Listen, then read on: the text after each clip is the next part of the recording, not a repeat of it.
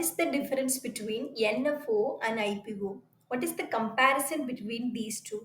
Which is better? We have financial expert Mr. Gururaj with us. Gururaj, over to you.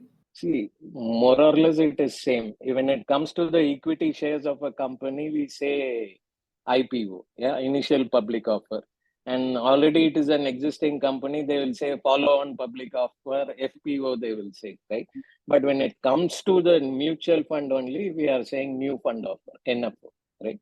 That is the difference between a IPO and a NFO. Thanks for your detailed answer. If you have any doubts regarding this or any other financial decision, don't hesitate to book an appointment with our financial experts. The link to the appointment is given in the description below. And also, would you like to know more about finance and investment? Then we would recommend you to attend our live webinar. The link to the webinar is also given in the description below. The webinar is absolutely free. If you like this video, hit like. If you are new to our channel, please do subscribe. Thanks for watching.